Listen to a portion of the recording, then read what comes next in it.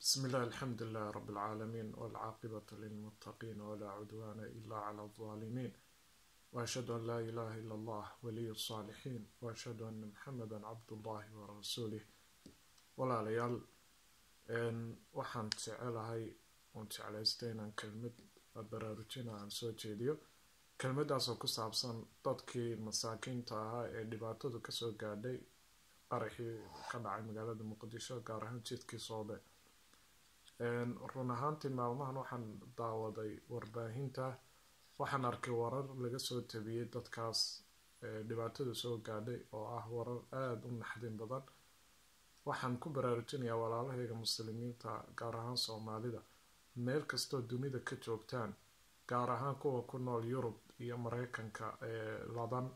waxaan ku dhiirigelinayaa in dadka loo gurmado oo la caawiyo oo loo hiiliyo oo hiil iyo hooba lala garab istaago maanta inagaynu baahan yihiin inagaa u maqan qaraxa ka dhacay muqdisho meel kasta wuu ka dhici karaa caasimad kastoo soomaaliya ka midana wuu ka dhici karaa marka in maanta lagu eego maaha dadka masaakiinta oo la yidhaahdo muqdisho ka dhacay oo waxbayga may gelin haddaad adigu ka timi hargeysa ama aad ka timi burco ama kismaayo ama garowe ama meel kaloo kamida magaalooyinka waaweyn soomaaliya qaraxuu ka dhici karaa qaraxu goobna ma laha cid gaara ma laha dadka wax qarxinaya waa cadow guud oo ummadoo dhan cadow u ah bal waxay cadow ku yihiin insaaniyadda iyo dadnimada marka qof kastoo meel kasta ku dhinta meeshu doonaya ha noqdee ka baariis lagu dilayo ee sida xaqdarrada loogu qarxinayo miskiinka ka mareykanka lagu dilayo ee xaqdarrada lagu dilayo waan kasoo horjeednaa inagu waanaan u hiilinaynaa qof kastoo dulman meel kastoo ka dulmiyay dunida waman yaqtul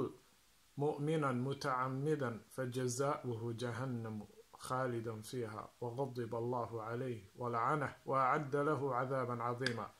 qofka mu'minka dilkiisuna waa kasii xag jiraa qof kale ilahay wuxuu leeyahy qofka qof mu'mina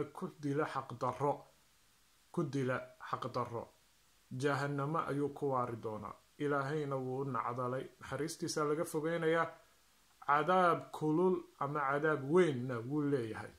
intaas oo goodin intaasoo yaboohin ayaa ilaahu ugu yaboohiyo ugu ballan qaaday qofkaas dhiigii qabka dhiigii cabka ee maadharka ah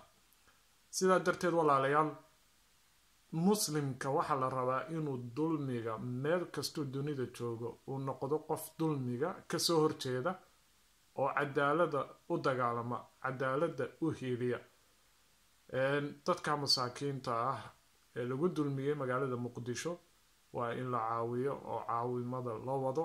hadda caawimada la bilaabay waa inaan laga caajisin oon la hilmaamin soomaalidu markiiba way iska hilmaamaan hadduu qarax dhaco waa la iska hilmaamayaa maalmo yar kabacdi dadka ayaan la hilmaamin walaalayaal kurbaa haysata rasuulkuna wuxuu yihi qofka qof muumina kurba ka feeda iyo dhibaato ilaahay maalinta yowmal qiyaamaha iyo isagana kurbada qiyaamaha ee culus ayaa laga feedaa oo looga fududeeya laga khafiifiya waxaan ku dardaarmayaa dadka jooga yurub iyo mareykanka ee bilaabay ololaha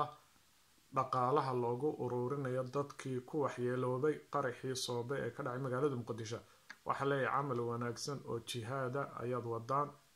oo ixyaa nafsi ah naf la nooleynayo dhiig la joojinayo naf la badbaadinayo ayaad wadaan qofka naf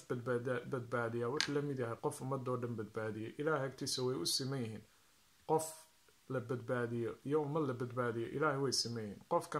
nafta ibni aadamkii ilaahay agtiisa qaali bay ku tahay walaqad karamnaa bani aadama ilaahay baa karaameeyey reer bani aadam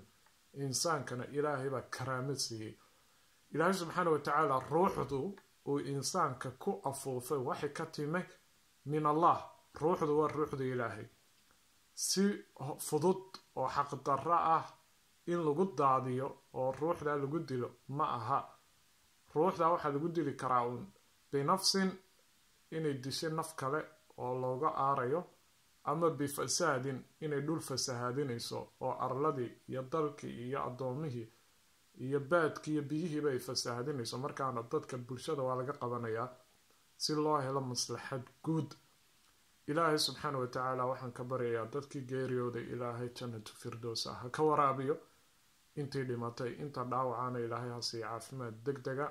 eheladii iyo qaraabadii ay ka baxeen dadkii masaakiinta iyo kuwa dhaawacaba waxaan leeyahay